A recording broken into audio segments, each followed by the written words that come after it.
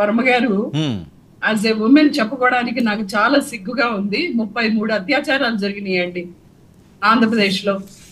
ఇటు పల్నాడులో అయితేనేమి, అటు ఉత్తరాంధ్రలో అయితేనేమి, రాయలసీమలో అయితేనేమి 33 అత్యాచారాలు జరిగినాయండి. అలాగే నిన్న మనం చూసాము, మొహరం అనే ఒక పవిత్ర పండగ రోజు ఇద్దరు ముస్లింస్, ఒక టీడీపీ కార్యకర్త అయినటువంటి జిలానీ అనేటువంటి వ్యక్తి, వైసీపీ యువనేత అయినటువంటి ముస్లిం యువకుడు అయినటువంటి వ్యక్తిని ఏ రకంగా నడి రోడ్డు మీద కాళ్ళు చేతులు నరికి, మెడ మీద కత్తితోటి నరికి ఏ రకంగా చంపాడనేటువంటిది మనం చూసాం. సో దానికి జగన్మోహన్ రెడ్డి గారు కానీ, మా వైసీపీ కార్యకర్తలు కానీ, మామూలుగా ఇదొక్కటే కాదు, కూటమి అధికారంలోకి వచ్చిన దగ్గర నుంచి ఇప్పటి వరకు వైసీపీ కార్యకర్తల్ని దాదాపు 2700 మందిని చిత్రహింసలు పెట్టారు, కొట్టారు, వాళ్ళని క్షతగాత్రులు చేశారు, అదే విధంగా కొంతమందిని చంపారు, ఎంతో మందిని. ఈ రోజు మిథున్ రెడ్డి గారి మీద కూడా రాళ్ల దాడి జరిగింది. పుంగనూరులో వెళ్ళడానికి ఇంతకు ముందు పెద్దిరెడ్డి గారు ప్రయత్నించారు, పెద్దిరెడ్డి గారిని అడ్డుకున్నారు కూటమి వాళ్ళు. అలాగే ఈ రోజు మళ్ళీ మిథున్ రెడ్డి గారిని అడ్డుకున్నారు. అలాగే మా మాజీ ఎమ్మెల్యే అయినటువంటి రెడ్డప్ప గారి కారు మీద రాళ్లు రువ్వడం జరిగింది. సో ఇదమిద్దంగా మనకి తెలిసేది ఏంటంటే, కూటమిలో లోకేష్ గారు కానీ, పవన్ కళ్యాణ్ గారు కానీ ఏ రకమైనటువంటి ఉన్మాదభరితమైనటువంటి ప్రసంగాలు చేశారో, ఈ రోజు వాళ్ళు అధికారంలోకి వచ్చిన తర్వాత ఆ రెడ్ బుక్ పరిపాలననే వాళ్ళు కొనసాగిస్తున్నారండి. ఆ రెడ్ బుక్ పరిపాలనని కొనసాగిస్తూ ఏదైతే లోకేష్ గారు చెప్పారు, మీ మీద ఎన్ని కేసులుంటే అంత మంచి నామినేటెడ్ పదవి మీకు ఇస్తామని ఆయన ప్రచార ఆర్భాటాలతోటి ఆయన ఎన్నికల ప్రచారంలో ఆయన చెప్పడం జరిగింది. సో దానికి అనుగుణంగా ఈ రోజు వాళ్ళ కార్యకర్తలు ఈ రోజు ప్రజల మీద పడి చిత్రహింసలు పెడుతున్నారు. ఆడపిల్లలు, శాంతి భద్రతలు, మరి జనసేన అధికారంలోకి వస్తే లా అండ్ ఆర్డర్ ని ఎలా ఉండాలో చూపిస్తానని ప్రగల్భాలు పలికినటువంటి జనసేన నాయకులు పవన్ కళ్యాణ్ గారు ఈ రోజు 33 మంది అత్యాచారానికి గురైతే ఒక్కళ్ళని కూడా ఇంతవరకు అరెస్ట్ చేయలేదు. ఒక్కరిని కూడా అడ్రస్ చేసి అటు చంద్రబాబు నాయుడు గారు కానీ, ఇటు పవన్ కళ్యాణ్ గారు కానీ, ఇంకా సిగ్గుచేటు బీజేపీ అధ్యక్షురాలు మహిళ పురంధరేశ్వర్ గారు కానీ ఎవ్వరు కూడా మహిళల్ని అడ్రస్ చేసి బయటకు వచ్చి ఒక స్టేట్మెంట్ ఇచ్చింది లేదు. హోంమంత్రి అనిత గారు ఒక మహిళ. సో ఈ రోజు ఒక్క నిందితుడిని కూడా పట్టుకొని లోపలేసినటువంటి పరిస్థితి లేదు. గీతల మీద గ్యాంగ్ రేపులు జరుగుతున్నాయండి వర్మ గారు. కూటమి వచ్చిన తర్వాత గీతల మీద కూడా గ్యాంగ్ రేపులు జరుగుతున్నాయి. మరి గీతలు పాపం ఎఫ్ఐఆర్ ఫైల్ చేయలేవు కదండి పాపం. ఇంత అరాచకమైనటువంటి పరిపాలనని 45 రోజుల్లో ప్రజలకి చూపిస్తున్నారు ఈ కూటమి. ఈ రోజు శాంతి భద్రతల మీద వైట్ పేపర్ రిలీజ్ చేయవలసినటువంటి చంద్రబాబు నాయుడు గారు సిగ్గుపడి దాన్ని పోస్ట్పోన్ చేసుకున్నారు. ఈ రోజు లా అండ్ ఆర్డర్ ని ఈ రకంగా కూటమి అనేది దేశమంతా చూస్తుందండి. ఎన్నికలు అయిపోయిన తర్వాత, రిజల్ట్ వచ్చిన తర్వాత కూటమి అధికారంలోకి వచ్చిన వెంటనే ఈ రకమైనటువంటి అరాచకాలకి తెరలేపింది కూటమి ప్రభుత్వం.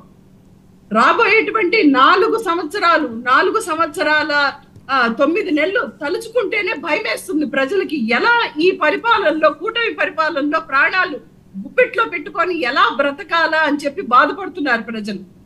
సో వారికి భరోసానివ్వడానికి ఈ రోజు జగన్మోహన్ రెడ్డి గారు వైఎస్ఆర్సీపీ కార్యకర్తల్ని, నాయకుల్ని ఏకతాటి మీదకి తీసుకొచ్చి ఏదైతే ప్రజలు 2024లో ఇచ్చినటువంటి తీర్పు ఏదైతే ఉందో మాకు కొంత నిరుత్సాహం కలిగించినప్పటికీ కూడాను కూటమికి కొంత సమయం ఇవ్వాలి అని మేము వాళ్ళకి సమయం ఇవ్వడం జరిగింది.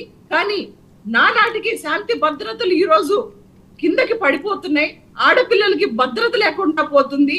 అలాగే నడి రోడ్డు మీద ఈ రోజు ఇద్దరు, ఒక టీడీపీ కార్యకర్త, ఒక వైసీపీ కార్యకర్తని చంపితే, చేతులు నరికి చంపితే పోలీసులు అక్కడ ఉండి కూడా ఇది రాజకీయ కక్ష మీద జరిగినటువంటి హత్య కాదు, ఇది వ్యక్తిగత కక్షలు అని చెప్పి ఇస్తున్నటువంటి స్టేట్మెంట్స్ చూస్తుంటే మేము రాష్ట్రపతి గారికి ట్వీట్ చేయడం జరిగింది.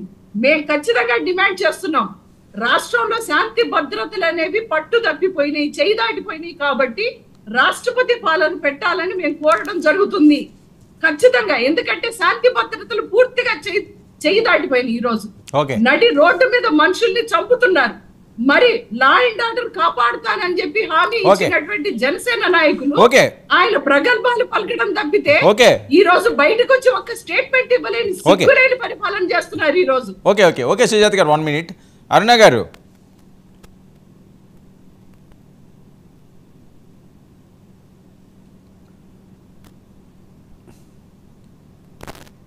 ఓకే, అనుష గారు చెప్పండి. వర్మ గారు అల్ల కల్లోలం అవుతుందట, రాష్ట్రపతి పాలన విధించాలని డిమాండ్. 33 మంది అత్యాచారానికి గురయ్యారట. మీరేమీ కూడా చేయలేని పరిస్థితిలో ఉన్నది, ఇబ్బందికర దృశ్యాలు. ఆవిడ ఐలో నేను చెప్పలేకపోతున్నాను ఒక మహిళగా అని చెప్పి ఆవిడ భావోద్వేగం. సార్ నిజమే సార్. అంటే సుజాత గారు పాపము సాక్షి తప్పించి వేరే ఏది చూడట్లేదు కాబట్టి ఆవిడకి ఏం జరుగుతుందో బయట అసలు శిక్షలు పడుతున్నాయా లేదా, పోలీసులు అరెస్ట్ చేశారా లేదా, కోర్టులో ప్రొడ్యూస్ చేశారా లేదా తెలియట్లా. అంటే సుజాత్ గారు ఏం ఎక్స్పెక్ట్ చేస్తున్నారు అంటే ఎవడైతే నిందితుడు ఉన్నాడో వాడిని పట్టుకుని వెంటనే ట్రయల్ లేకుండా వీళ్ళు తెచ్చిన దిశా చట్టం ఉంది కదా, అది వెనక్కి పంపించారు పార్లమెంట్ లో వెనక్కి పంపించారు కదా. అట్లా దిశా చట్టాన్ని వెనక్కి పంపించినట్లు 21 రోజుల్లో ఉరి తీసేయండి అనే చట్టాన్ని వీళ్ళు తీసుకొచ్చారు కదా, అట్లా హుటాహుటిన అయిపోతుందేమో అనుకుంటున్నారని. యాక్చువల్ గా లా అట్లా యాక్ట్ చేయదు. బేసిక్ గా దానికంటూ ఒక ప్రొసీజర్ ఉంటుంది.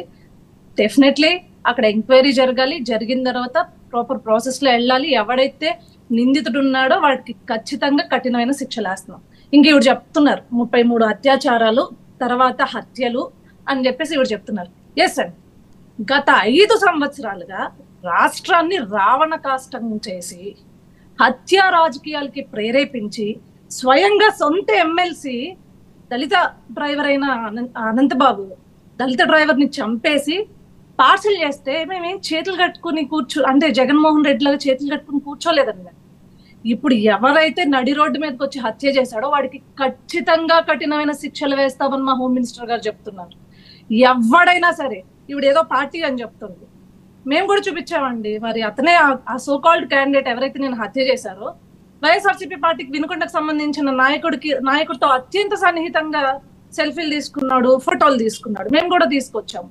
సో మీ ఇక్కడ పార్టీలు పక్కన పెట్టచ్చు, అతను ఏ రకంగా దాడి చేశాడు, ఎందుకు దాడి చేశాడో ఖచ్చితంగా వివరాలు తెలియాల్సి ఉంది. ఆల్రెడీ ప్రాథమిక విచారణ తర్వాత చెప్పింది ఏంటి అంటే ఎక్కడా కూడా దీంట్లో రాజకీయ రంగు లేదు, కేవలం ఇద్దరికి కూడా వ్యక్తిగత కక్షలు ఉన్నాయి, కార్పణ్యాలు ఉన్నాయి అని చెప్పారు. హత్యే. ఎవడైతే హత్య చేశాడో వాడిని ఖచ్చితంగా పార్టీలకు అతీతంగా